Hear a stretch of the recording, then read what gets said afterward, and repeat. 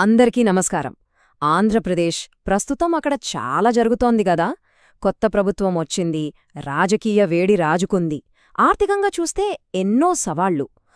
ఈ రోజు మనం ఈ ముఖ్యమైన విషయాలన్నిటినీ కొంచెం లోతుగా చూద్దాం. సరే, ఈరోజు మనం 4 మెయిన్ పాయింట్స్ మీద ఫోకస్ చేద్దాం. ఫస్ట్, కొత్త గవర్నమెంట్ ఎజెండా ఏంటి, తర్వాత పొలిటికల్ సీన్ ఎలా ఉంది, ఆపైన రాష్ట్ర ఆర్థిక పరిస్థితిని ఒకసారి చూద్దాం.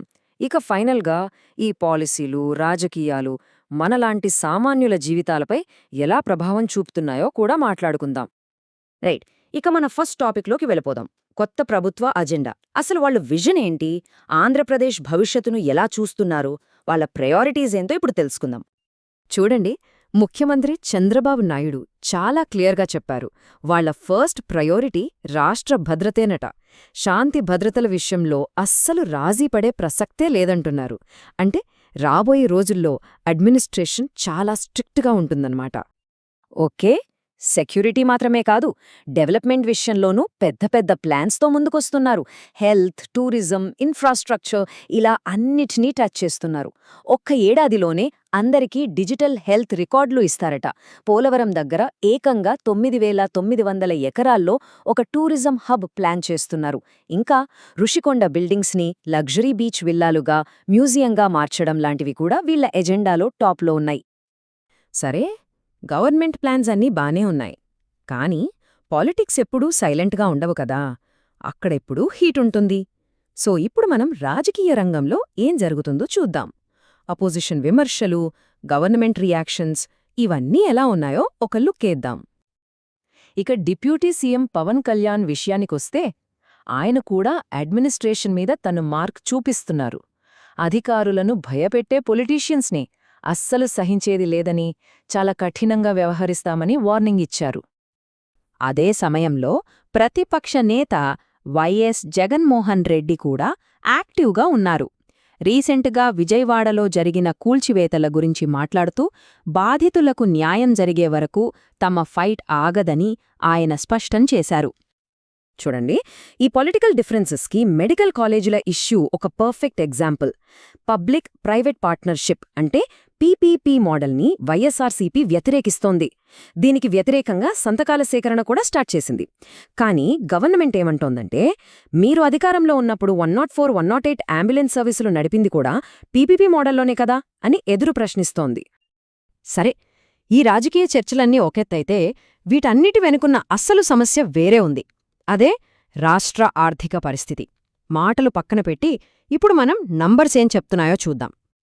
ఇక్కడ చూడండి, రాష్ట్రం ముందున్నది మామూలు ఛాలెంజ్ కాదు, చాలా పెద్దది. 2018-19 నుంచి 2022-23 మధ్య అంటే జస్ట్ 4 ఏళ్లలో రెవెన్యూ లోటు ఏకంగా 3 రెట్లు పెరిగిపోయింది. ఇది కొత్త ప్రభుత్వానికి వారసత్వంగా వచ్చిన ఒక పెద్ద తలనొప్పి అని చెప్పొచ్చు. కానీ ఈ సిచ్యువేషన్లో ఒక చిన్న పాజిటివ్ సైన్ కూడా ఉంది. అదేంటంటే, రీసెంట్గా రెవెన్యూ కలెక్షన్స్ బాగా పెరిగాయి. ఈ ఫినాన్షియల్ ఇయర్లో ఫస్ట్ 8 నెలల్లోనే 1,00,000 కోట్ల మార్క్ దాటింది. ఇది ఎకానమీకి కొంచెం బూస్ట్ ఇచ్చే విషయమే. ఇది మాత్రమే కాదు, గవర్నమెంట్ ఇంకో స్మార్ట్ మూవ్ వేస్తోంది. ఇంతకుముందు ప్రభుత్వం చేసిన అప్పులు, వాటిపై ఉన్న ఎక్కువ వడ్డీ భారాన్ని తగ్గించుకోడానికి ఇప్పుడు బ్యాంకులతో మళ్లీ మాట్లాడుతున్నారు. రీనెగోషియేట్ చేసి భారాన్ని తగ్గించుకోవాలని చూస్తున్నారు.